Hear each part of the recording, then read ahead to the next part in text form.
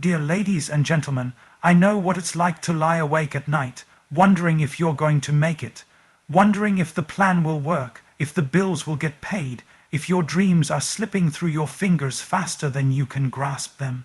I know what it feels like to wrestle with the unknown and to fear what hasn't even happened yet. But let me remind you of something today. Don't worry about the future. The future isn't here yet, but God already is. The future hasn't unfolded, but grace is already waiting for you in it. So why are you carrying a weight you were never meant to carry? You're trying to solve tomorrow's problems with today's energy. No wonder you're exhausted. You're standing in today, but fighting shadows from a place you haven't even stepped into yet. That's like bringing an umbrella to a sunny day just in case it might rain. Why would you ruin today worrying about something that may not even happen? Your peace doesn't come from knowing the plan. It comes from trusting the one who holds the plan. Don't make decisions from a place of fear. Don't allow anxiety to rob your present because you're too busy obsessing over the what-ifs. What if you did believe you're already equipped for what's coming? What if everything that's been overwhelming you is actually a setup for your next breakthrough? Faith doesn't require a blueprint. It requires obedience. The future might be foggy to you, but it's crystal clear to God. So walk boldly, breathe deeply, rest intentionally, because your job isn't to figure it all out. Your job is to walk by faith. 10 key points from the speech. Fear of the future drains your strength for today. When you spend all your energy worrying about what might happen, you rob yourself of the clarity, confidence, and calm required to win the battles right in front of you. God is already present in your future. The future may feel uncertain to you, but it's not uncertain to the one who sees the end from the beginning. You may not have the map, but He's already charted the course. You are equipped for what's coming. Don't doubt your capacity based on what you feel. Trust the preparation that's been building in the background of your life. Worry is a misuse of your imagination. Your mind can create fear, or it can create faith. The same imagination that pictures failure can also picture victory. Peace comes from trust, not control. You're not at peace because everything's perfect. You're at peace because you know who's in control even when you're not. You can't fix tomorrow with today's energy. God gives you daily strength, not weekly reserves. Stop trying to live 3 days ahead. Focus on what's in your hands now. Most of your fears will never come to pass. Studies say 85% of what we worry about never happens.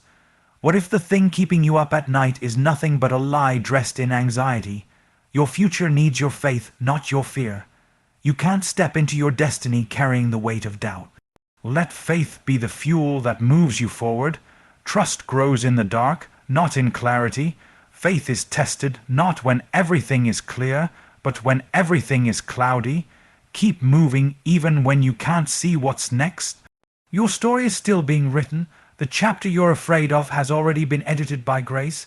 Don't close the book when the author is still writing your future. Would you like me to expand each key point into a long paragraph like a full sermon section? Absolutely. Here's ***, key point 1 ***, expanded at length in a passionate sermon style tone, just like you requested. When you wake up in the morning already tired, already anxious, already defeated in your mind, you've got to stop and ask yourself, what am I carrying that doesn't belong to today? Because a lot of us are not tired from what we're doing, we're tired from what we're thinking. We're mentally fighting battles that don't even exist yet. Worry is rehearsing a future that hasn't arrived, and you're already exhausted from playing out all the worst case scenarios in your head. You're standing in today, but your thoughts are trapped in tomorrow. Your feet are in the present, but your mind is 3 weeks ahead, trying to predict what might go wrong. And you wonder why peace feels like a stranger to you. The strength you need for today, the clarity you need, the calmness, the courage, it's being drained by fears of what hasn't even happened. Worry is like a thief. It doesn't need to take your job, your family, or your health. It just has to take your peace, and you'll start falling apart from the inside out. Some of you are so worn out not because you're not strong, but because you're carrying a burden that doesn't even belong to this moment. You're carrying the weight of tomorrow's decisions next month's unknowns and next year's what ifs all at once.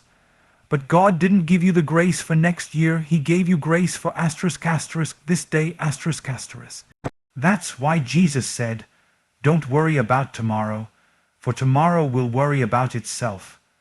Because today has enough trouble of its own, and guess what? Today also has enough strength of its own too. You keep saying, "I'm overwhelmed," but it's not today that's overwhelming you, it's the overload of imaginary futures, you're trying to control. You're writing stories in your head where you lose, where it doesn't work out, where they leave, where you fail, and none of that has even happened. But emotionally, your nervous system is responding like it already did. And it's crushing your ability to be present to breathe, to love, to build, to dream. Worry about the future is draining the life out of your present. You can't build something beautiful today while rehearsing disaster for tomorrow. You can't walk in confidence now while imagining chaos later. And here's the truth. The future is coming whether you worry or not, but peace only comes when you choose to trust. Stop letting a future fear sabotage your current strength. You're equipped for this moment, not the imaginary moment your mind is panicking about. Focus your faith where your feet are, because you are standing in the only place where you can actually move, act, and build, and that place is now. Would you like me to expand key point 2 next in the same way? Certainly. Here's key point 2 expanded in a long, passionate, faith-driven style without subtitle or conclusion, just as you asked. You keep staring at the future like it's this dark tunnel you have to crawl through alone. But let me remind you of something that might shake you free. God is already in your future. He's not waiting to show up when you get there, he's already working in the days you haven't even lived yet. You're panicking about what's coming, but heaven is already preparing the way. What if the future that frightens you is already filled with favor that's being aligned for your arrival? You see, time is a boundary that we live in, but God doesn't. He stands outside of it. He sees it all at once. Yesterday, today, and tomorrow aren't separate for him. They're a single, seamless canvas. And the same God who walked you through the pain of your past is the same God who's planting provision in your future. While you're crying in the hallway, he's already unlocking the door. While you're dreading that decision next month, he's already sending the right person, the right word, the right opportunity to meet you there. You think you're walking into the unknown, but you're really walking into something already prepared You're stressing because you can't see the outcome, but just because you can't see it doesn't mean it hasn't been seen. God saw this before you were born. He's not surprised by your situation. He's not scrambling to respond to what you fear. He's not pacing the floor of heaven trying to figure out how to fix it. He's calm. He's confident. He's sovereign. He's ahead of you, not behind. So while you're trying to predict what's going to happen, he's already written the ending.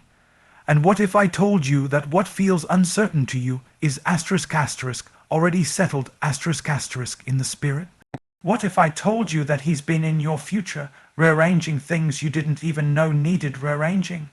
What if the reason that door didn't open was because he's closing it now to save you from crying later? You're praying for peace about the future, but peace doesn't come from a perfect plan. Peace comes from knowing the planner is already present in the places you're afraid of. You keep saying, "I don't know what's going to happen," and that's true. But you don't need to know what's going to happen when you know who's already there. You're not walking into emptiness. You're stepping into a story he's already authored. That detour, it's not a delay. It's a design. That pain, it wasn't pointless, it's been redeemed. That uncertainty, it's not a signal to panic, it's an invitation to trust. So stop acting like the future is something you have to conquer alone. Start realizing that your victory was scheduled long before you got here. He's not just the God of your past. He's not just the God of your present. He is already at work in your asterisk next. Asterisk, and he's preparing something greater than you can imagine. Would you like to continue with asterisk asterisk key point 3 asterisk asterisk in the same detailed style? Absolutely. Here is asterisk asterisk key point 3 asterisk asterisk fully expanded with depth, emotion, and conviction in the same tone and structure as before. You keep doubting whether you'll be able to handle what's ahead, but have you looked at what you've already survived? Have you looked at the storms you've come through, the nights you cried but didn't quit, the moments where you had nothing left but somehow kept showing up anyway? That wasn't by accident, that wasn't luck. That was preparation. Every season you thought was just survival was actually asterisk asterisk training asterisk asterisk for what's coming next. You are more equipped than you feel, more ready than you realize, more built for what's ahead than your fear will ever admit. See, the enemy wants you to believe you're underqualified, unprepared, unequipped. He whispers that lie every time a new door opens, every time something shifts, every time you're about to step into growth. Why? Because he knows something you haven't fully embraced yet, that the strength you need has already been planted inside you. You don't have to become something new to face the future. You just need to activate what's already in you. God has been building your resilience in the background. He's been layering your courage under every tear, shaping your wisdom through every failure, reinforcing your faith with every trial. You keep asking, am I enough for what's next? But let me ask you this, how could you not be, when the very life that's been placed inside you was designed by the same creator who spoke the galaxies into existence? Do you really think he would lead you into something he didn't prepare you for? That he would call you to a level without giving you the tools to stand there? Maybe the problem is that you're measuring your readiness based on your asterisk asterisk feelings asterisk asterisk instead of your asterisk asterisk foundation asterisk asterisk. Because the truth is, feelings are fickle. One moment you feel strong, the next you feel shaky. But your foundation, your identity, your calling, your capacity that doesn't shift with the weather, that's anchored. And when God equips someone, it's not just about talent or resources, it's about having the heart to say yes, the humility to stay grounded, and the faith to step forward even when the details aren't clear. Stop waiting to feel 100% before you move. Sometimes your preparation isn't visible until you're in motion. The Israelites didn't see the Red Sea part until they walked into it. David didn't know his slingshot would work until the stone flew. You don't discover what you carry until you face the thing you fear. And when you do, you'll look back and realize it was in you the whole time. You are equipped, you are empowered. You are not entering the next season empty-handed, you're walking in with everything you need because the preparation didn't start today. It started years ago. You've been forged through fire, strengthened through suffering, taught through trials, and every step has been forming the exact version of you that the next level requires. Would you like to move on to asterisk asterisk key point 4 asterisk asterisk in the same passionate style? Of course. Here's asterisk asterisk key point 4 asterisk asterisk fully expanded in a powerful and emotionally intense tone, continuing the deep faith-infused delivery style you've asked for. Your mind is one of the most powerful tools God has given you, and yet it can be your greatest enemy if you don't learn to direct it. You have to understand that your imagination is not neutral. It's either feeding your fear or fueling your faith. And too many of us are using the gift of imagination to design disaster instead of destiny. We rehearse worst-case scenarios like they're guaranteed. We overthink every step, catastrophize every unknown, and somehow convince ourselves that all of that fear is being realistic. But let me tell you, worry isn't wisdom. Panic isn't preparation. Fear isn't strategy, it's sabotage.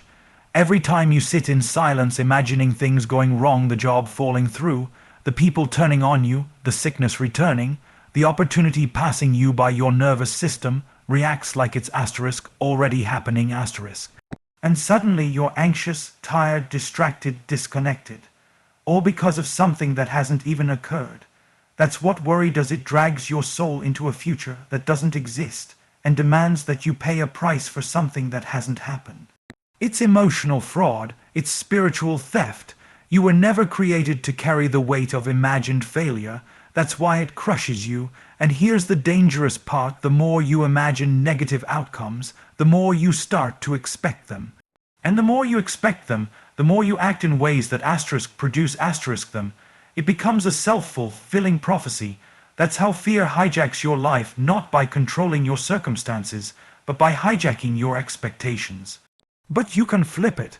The same mental energy it takes to imagine things falling apart is the same energy it takes to envision things coming together. Instead of imagining rejection, imagine alignment. Instead of expecting defeat, picture deliverance. What if you used your imagination to build your belief instead of reinforcing your doubt? What if you turned your thoughts into prayers and your fears into declarations of faith? You don't need a new brain, you need a renewed mind. The word says, be transformed by the renewing of your mind. That means you can interrupt the cycle of negative imagination. You can reject the lie before it becomes a stronghold. You can choose what thoughts get to live in your head. You are not a victim of your mind, you are the gatekeeper of it. So the next time fear starts writing a script in your mind, take the pen back. Rewrite the narrative, speak truth over speculation, declare hope where your thoughts want to default to despair. Your imagination is a battleground, and it's time to stop letting fear win. Start creating futures in your mind that reflect the promises of God, not just the pain of your past. You have the authority to imagine differently. Don't let fear be the author of your future.